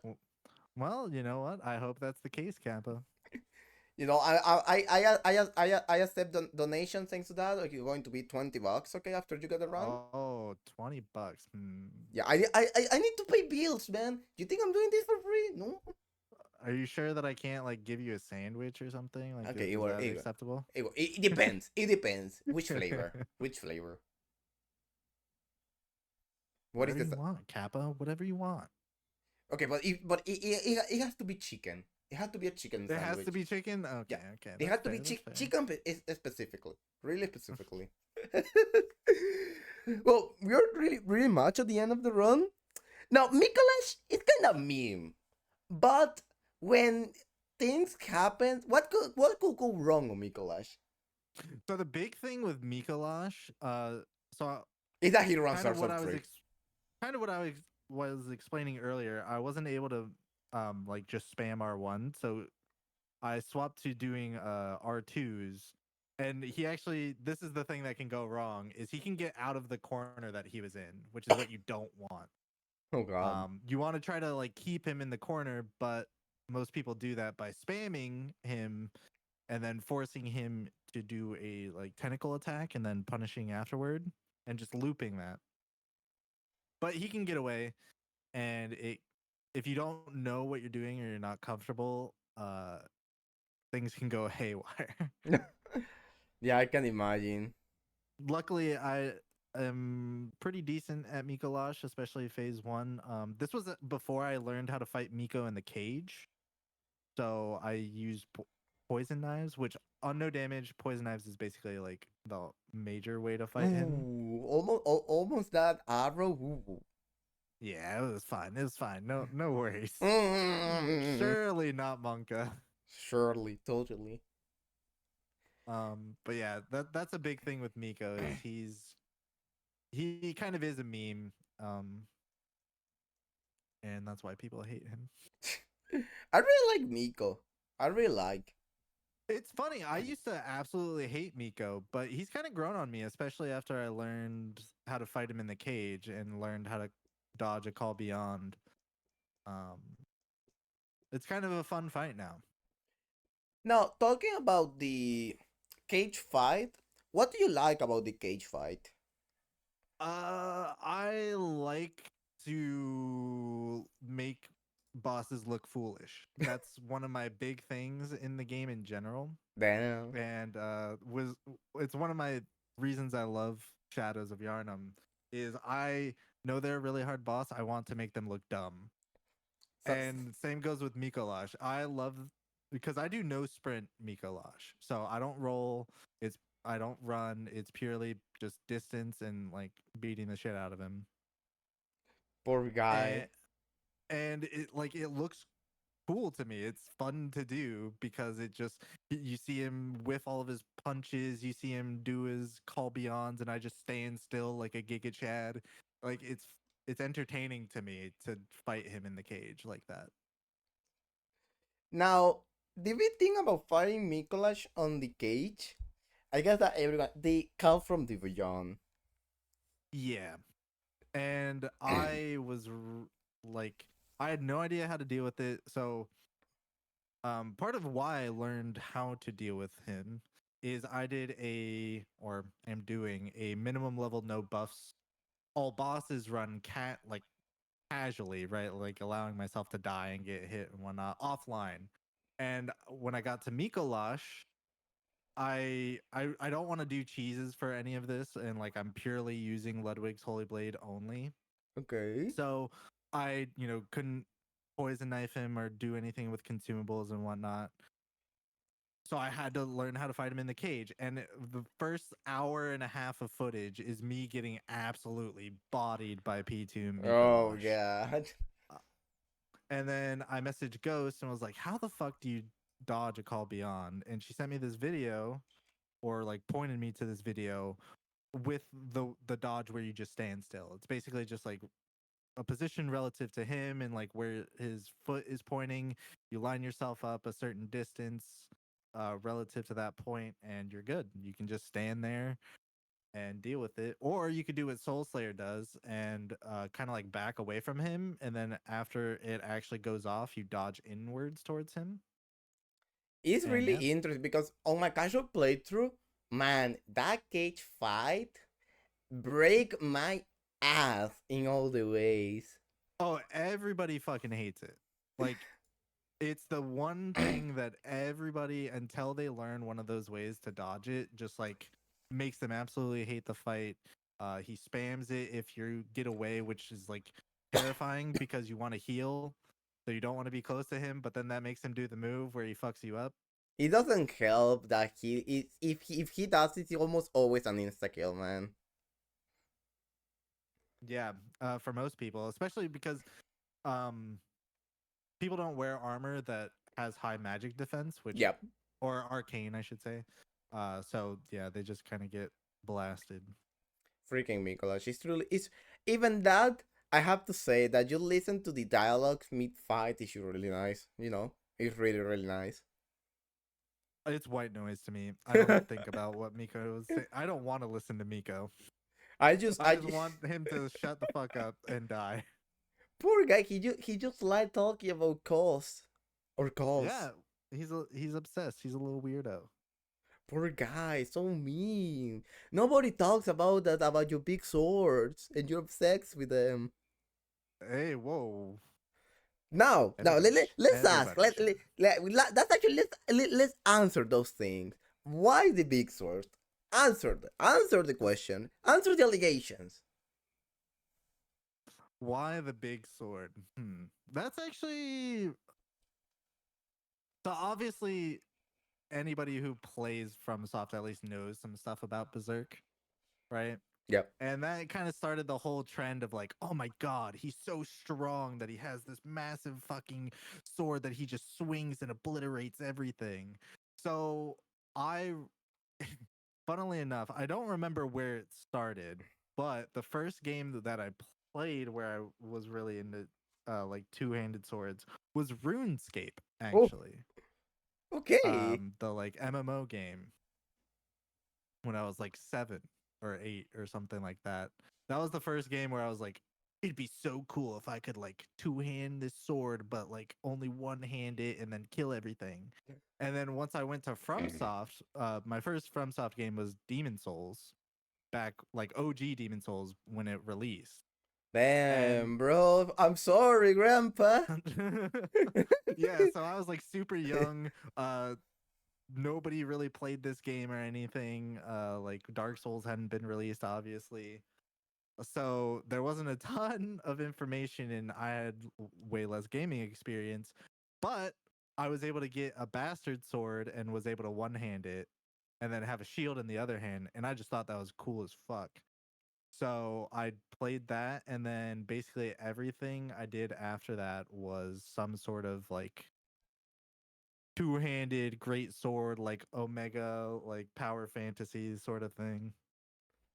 And literally just with the Berserk OST on the background.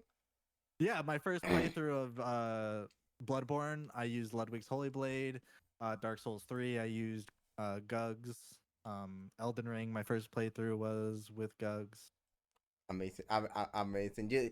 Just Grand and his love for Big Sur, amazing. That's Yeah, what. I don't know. It works. Like my brain just works that way. Literally, he just go literally to the Twitch chat and you want to see my big sword, and because he just literally just a big sword on his room. Okay. Let's be. I do have a sword in the background, like behind me. Um, but I was not the one who started the whole like big sword thing or anything like that. That was all Gloom. So you can blame Oh, her for that. oh, you're blaming the Florida yeah, girl yeah. on that. Yeah, I get blame Grand all the time, and this is one moment where I get to blame Gloom. Wow. Yeah. And I know Bla- she's gonna listen to this back. So that one's blame for you. blaming the poor Florida girl. Oh my god. Look at Florida man, blame Florida girl. Wow. I just love how I just love it. Actually, someone asked, "Wait, Gloom is from Florida?" I don't. I really don't know like where all of that shit came from, but it's really funny. So I started it. I you started it. started it? Yes. Jesus. I started the joke about Gloom being from Florida. It was And like, now it's a whole big thing. yeah, now actually it's actually people asking, like, we don't know, wait, Gloom, are you from Florida? This is so funny. Oh yeah, I just laugh inside when it actually happens, to be honest. It doesn't help that she's actually from like Ohio, it's even probably worse. Yeah, it's really funny because it's like so not true, and you can even hear it in her accent and how she talks. It's like definitely not Florida girl. I mean, Ohio is not even real. So it's more even real, the allegation of her being from Florida. Yeah, complete like tonal shift. Like Florida doesn't have hills, bro. What you talking about? Ohio doesn't exist. 100% from Florida. Oh God. Well, now that we are on the end of the run, I think that is also a really good comparison talk. So, if someone would like to start on no hit and exactly with Bloodborne, what would you recommend? I mean, obviously, I recommend watching Ghost Guide. Like without question, that's the first place that you should really kind of look. I will say the guide can be a little intimidating at first when you like watch it for the first time. I mean, But it's 85 so hours. like it's so parsed, right? Like you can look at what chunks you need to, and then obviously I would watch some people's runs, just like watch a couple any percent runs. The newer the better usually, because they use like updated strats and whatnot, and then like supplement that with watching parts of Ghost Guide, and like you're pretty much set. Yeah, Ask him about the feet. No. no. Answer the allegations, please. And you must So answer the allegations. okay, just for context, because some people watching might not know my community, I allow people to rename my splits on the split counter. And I very rarely, if ever, say, no, you can't have this, right? So one of my community members came in and changed. I was playing Elden Ring at the time doing a Great Axe run and changed Fire Giant to something about feet or toes or whatever it was. And my chat proceeded to change every single one of my Elden Ring splits to something about feet. And we had a 3-hour stream where it just people kept saying I enjoyed feet and loved feet and blah, blah, blah, blah. And now it's become this whole thing. Wait, I was actually there. Am not into feet or anything like that. Not kink shaming or anything. If you are, that's fine. It's just like it's not me, which is what pissed me off about it so much. I mean, It, but if you really when like feed, no, no, no, no. If you really like what you have a full hit counter, full feed names. and that's exactly my chat's logic.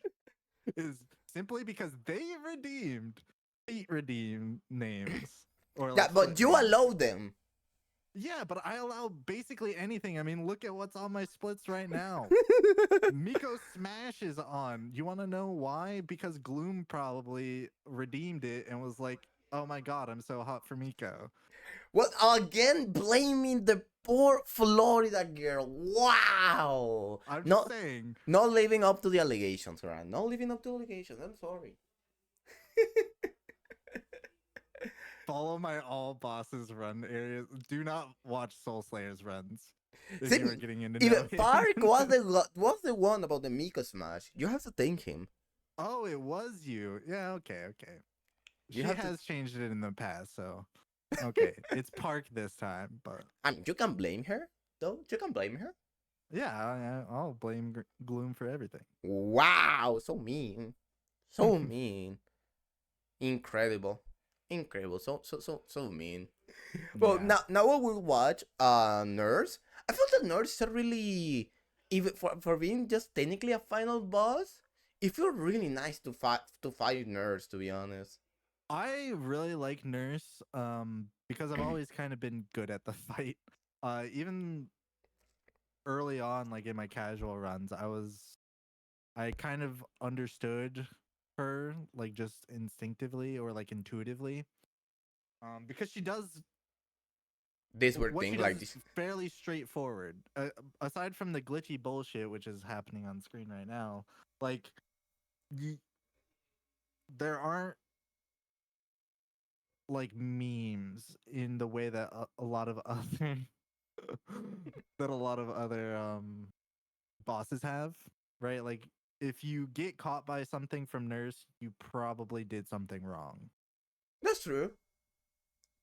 Aside from instant lawnmower, like basically everything has an appropriate response or very consistent way to deal with it, and what you see is what you get. Yeah, as long as you don't do weird things, she should be really simple. Ooh, that's a really bad play for the lawnmower. Yeah, I had stayed away from her specifically, kind of anticipating it. Because you can sort of tell when and where she's gonna do lawnmower. Yeah, you kind of expected it.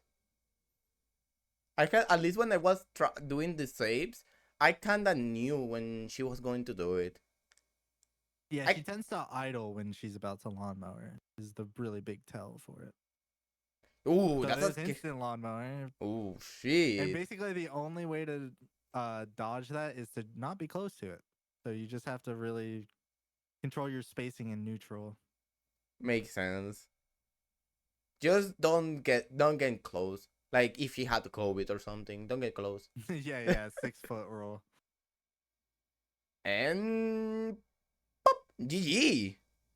Yeah, there we go. Alright, once again, I mean it's kinda been a while, but GG on this run, Famagariana. I will never say Thank your you. name. I will never say your name good. I Oh, refuse. I know. I know. It's been a thing forever. Now to finish this, well, to finish, I would like to ask if you had to name a bunch of people that you will put in the Hall of Fame of Hitless, would you put who would you put them on? Hall of Fame. Yeah, not no any order, just people that you really look up to, that you really like, or you really like to watch. Yeah, people that you think are really nice on Hitless. Who it can be whoever. Um, I mean, obviously, there's like the greats that I would put in like Hall of Fame. So you have the Geno, Dino, Hob, like people who've been super influential in Hitless, had incredible runs. God runners, Bushido, people like that, Shilky. Um, so there's that, right? Just people who I think are absolutely fucking legendary runners. Ghost is, of course, on that list.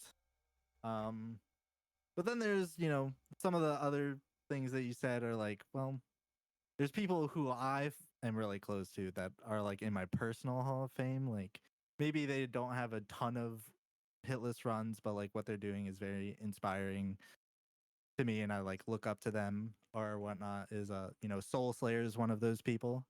Absolutely wicked gamer, just fucking incredibly talented at Bloodborne, and is no slouch in any of the other games as well. And then Gloom, of course. Without her, I wouldn't have done half the runs that I did. And she's, right now working on Guitar Hero fucking Shura Hitless, which is incredible. It's totally Um, crazy to be honest. yeah, it's just like I know so many people in this community who are doing incredible things and are just great gamers, great people. Like, um, Doc, I would put on that list of Hall of Fame, and a ton of others who I can't even think of right now who are just really influential to me, or I think in their respective, categories, influencing other people, inspiring other people with their game plays and stream and whatnot. Yeah, Yeah. I feel that everyone has that those two types of Hall of Fame. You know, that one that everyone's agreed that like they are just cracked gamer, like cracked as other Jack. You know, Yeah, and yeah. and also that personal one that you know that even they are not the person with most Hitler's run, but the influential level they have is really from other world. You know, if Yeah, from yeah, exactly. And that's where I put those people. I mean, Soul Slayer I think will definitely be is like worthy of being in the other one as well. Like is actually just one of the best fucking Bloodborne players alive in my opinion I and is mean, one of the people who I consider good enough to do the master run. ooh, I'm sorry, Souls. Um You have work to do now. I mean, he tried it out. He did a little test of it once. Sheesh. If it's coming And home, it's coming home. but yeah, like I definitely do have my personal hall of fame of people that are like close to me or like inspire me who I think are also simultaneously fucking amazing at the games that they play. Yeah, I just some people that are even were not the best on the game. They are such amazing, like influential person. That's for sure. Mm. All right, Grant. Thank you so much for coming. Thank you so much for having time for this. Sorry for rescheduling. Oh, Even it's all good. so, it's just that sad. Like I have no power over the power cut. Sadly, not yet. I have not developed that. I'm Yeah, I, well, I'm trying. Okay, I'm totally trying. and that's all we need from you, Kappa, is you trying. We appreciate it, and I appreciate you having me on the podcast. I, you know, I was hoping that one day you would ask me. Like, I kind of like secretly was like, oh, maybe Ooh, maybe Kappa Uwu will ooh. someday have me on. And yeah, I really appreciate it. It was fun talking about all this stuff with you. It I was hope really. everybody else enjoyed it. I hope you have a great time. Thank you so much for coming, man. I appreciate it a lot. Yeah. All right, I hope you have a great night. It's actually well, not really late. I hope you can go stream right now. Go open stream so I can Oh, rate you. my bad. Yeah, let me. Go. I'm not gonna go stream. All right, thank you so much for stopping by, man, and thank you so much for being here. I appreciate it a lot. Yeah, thanks again. Bye. Bye bye. All right, guys, that's pretty much that's it for this episode. Thank you so much for stopping by. I appreciate a lot. It was really nice hearing the things that Mr. GrandFamorian has done over Hitless and the things he still have to do. To be honest, really, I'm really enjoying these things. I've been thinking lately about also adding to the end of the podcast, like the this week on Hitless. I haven't been really prepared for it, so I'm going to prepare on advance next week. So next week we're actually going to start the also the this week on Hitless, like with a recap of what people has been done this week on Hitless. Also that we have the Omid League, the Zero Hit League on our hub channel, you know. So it really nice, to be honest. It's really nice, guys. I appreciate you all for being here. Go follow Mr. GrandFamorian, crack a his Jag runner on Bloodborne. Go follow Mr. No Damage runner and big sword lover, and also for some reason lover of feet. I hope you had a great time. I hope you enjoying the podcast slash interview. Let's see if we can rate someone. I hope we can rate someone. Let's see who is on. Alright, let's rate. We could get a rate on. Let's see. Let's see who's on. Let's get a rate on Gloom. She's doing Guitar Hero Hitless. If you hate HUDs, watch Gran. Actually, true. If you hate HUDs, go watch Gran. Actually, no HUD forever. Alright, guys, thank you so much for stopping by. Let's keep some greetings to Miss Gloom. I hope you had a great time here. And see you all tomorrow for the people that are new. I hope you had a great time. And see you all tomorrow. Bye bye. Bye bye bye bye.